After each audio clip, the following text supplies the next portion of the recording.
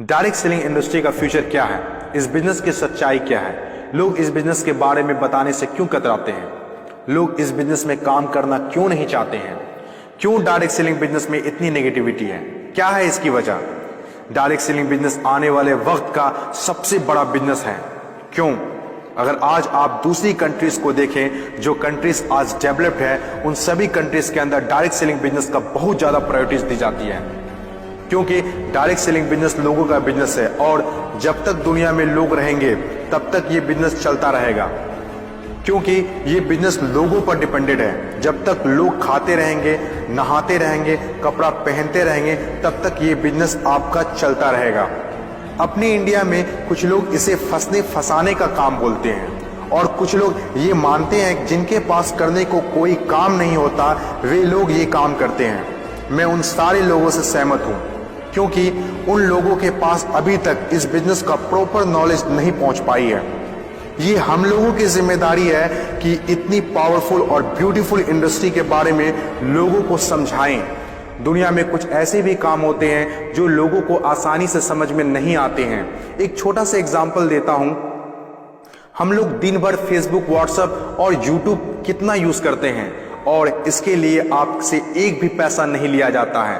तो जरा सोचिए उनकी कमाई कैसे होती होगी, जबकि फेसबुक दुनिया के टॉप 10 बिजनेस में आता है कमाई के मामले में। कुछ लोग सोचते हैं अगर फेसबुक जब हमसे पैसा नहीं लेता है तो कमाता कैसे होगा। कुछ लोग सोचते हैं पता नहीं कमाता भी होगा कि नहीं। कुछ लोग कहते हैं जो डाटा हम लोग यूज करते हैं उससे कमाता है। डाटा का पैसा सिम वाले को जाता है, जिसका सिम हम लोग यूज करते हैं, चाहे वो एयरटेल हो या जियो हो। ना तो जानते हैं और ना ही जानना चाहते हैं कि कमाई आखिर कैसे होती है। दोस्तों, सबसे पहले आपके लिए ये जानना जरूरी है कि कोई भी इंडस्ट्री कैसे चलती है और कैसे बनती है। किसी भी नई इंडस्ट्री को चलने के लिए 4 फेज से गुजरना होता है। पहला जो फेज होता है वो होता है नेगेटिव फेज, और आज direct selling industry negative phase में है। ये फेज हर नई इंडस्ट्री को झेलना ही पड़ता है। जब भी मार्केट में नया बिजनेस आता है तो लोग पहले उसे ठीक से समझ नहीं पाते हैं और अनदेखा कर देते हैं। जैसे बैंकिंग सेक्टर के साथ हुआ, इंश्योरेंस सेक्टर के साथ हुआ, टेलीकॉम इंडस्ट्री के साथ हुआ। पहले ना तो लोग बैंक में पैसा जमा करते थे और ना ही इंश्योरेंस लेते थे, क्योंकि इंडस्ट्री नई थी, लोग डरते थे, किसी पर भरोसा नहीं था। लेकिन आज देखिए, यही इंडस्ट्री है जिसके बिना किसी राज्यों की कल्पना करना असंभव है। जब नई नई प्लास्टिक इंडस्ट्री स्टार्ट हुआ तो 95% लोगों ने इनकार कर दिया, ये कहकर कि यह पॉसिबल नहीं है।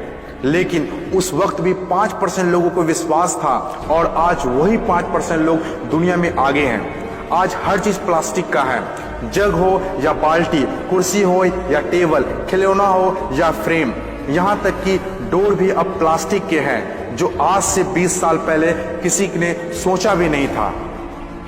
आज direct selling business negative phase में है, इसीलिए इतनी सारी नेगेटिविटी है। और जब ये पॉजिटिव फेज की तरफ बढ़ता जा रहा है, नेगेटिव फेज में होने के बावजूद भी इस इंडस्ट्री ने कई लोगों की जिंदगियां बदल दी। दूसरा जो किसी भी इंडस्ट्री को फेस करना होता है वो दूसरा फेज होता है पॉजिटिव फेज। ये वो टाइम होता है जब लोगों का इंडस्ट्री के ऊपर ट्रस्ट बढ़ने लगता है, क्योंकि वे आसपास में रिजल्ट देख रहे होते हैं। और जो लोग उस वक्त डायरेक्ट सेलिंग बिजनेस में दिलचस्पी नहीं दिखा रहे होते हैं, अनदेखा कर रहे होते हैं, वे रिजल्ट देखने के बाद दिलचस्पी लेने लगते हैं और आपका काफिला और बढ़ने लगता है, रिजल्ट और बढ़ने लगता है, दिलचस्पी और भी लोगों में बढ़ने लगती है। जैसे बैंकिंग इंडस्ट्री और इंश्योरेंस इंडस्ट्री के साथ हुआ था। बैंकिंग इंडस्ट्री का वैल्यू तब पता चला होगा लोगों को जब किसी का पैसा घर में सुरक्षित नहीं रहा होगा। इंश्योरेंस के वैल्यू तब लोगों को पता चला होगा जब किसी के एक्सीडेंट होने के बाद उसके घर वाले को पैसा मिला होगा। तीसरी जो किसी भी इंडस्ट्री का फेज होता है वो होता है ग्रोथ फेज। जब एक बार लोगों को इंडस्ट्री पर भरोसा होने लगता है तो उनकी ग्रोथ बहुत तेजी से होने लगती है, क्योंकि ऐसे फेज में लोगों को ज्यादा समझाने की जरूरत नहीं होती है।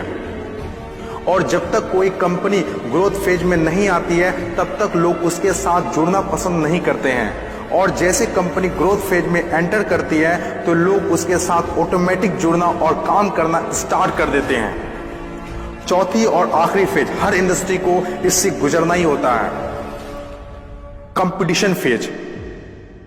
हर एक इंडस्ट्री के अंदर एक वक्त ऐसा आता है जब कंपटीशन बढ़ने लगता है। इंडस्ट्री और कंपनीज की ग्रोथ को देखकर ज्यादातर लोग कंपनी के साथ जुड़ना और काम करना शुरू कर देते हैं।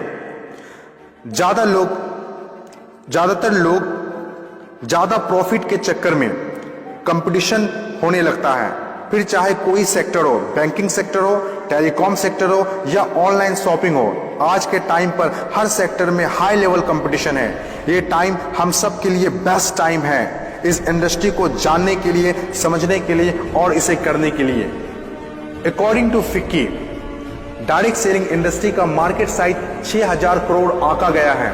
आज तक जितना हुआ है उसको देखते हुए फिक्की ने डिक्लेयर किया है कि डायरेक्ट सेलिंग बिजनेस 2020 से 25 तक 645 अरब तक की हो जाएगी। आपको इस बात को जानना बहुत जरूरी है कि अमेरिका, ऑस्ट्रेलिया, चीन, जापान, कोरिया और सिंगापुर जैसे बहुत बड़ी बड़ी डेवलप्ड कंट्रीज ने डायरेक्ट सेलिंग बिजनेस को बहुत हद तक अपना लिया है और वहां के सिटीजन भी बहुत जागरूक हैं। बदलाव के बिना तरक्की नहीं की जा सकती है और जो लोग अपने सोचने का तरीका नहीं बदल पाते हैं वे लोग अपनी जिंदगी में कुछ भी नहीं बदल पाते हैं। नोकिया, कोडेक जैसी बड़ी बड़ी कंपनियां चलाने वाले लोग भी अपने सोचने का तरीका नहीं बदल पाए, इसीलिए अपनी शानदार शुरुआत के बाद भी वो वक्त के साथ इतिहास के हिस्सा बन गए। इन तमाम बातों से मैं एक बात बताना चाहता हूँ, बदलाव ही प्रकृति का नियम है।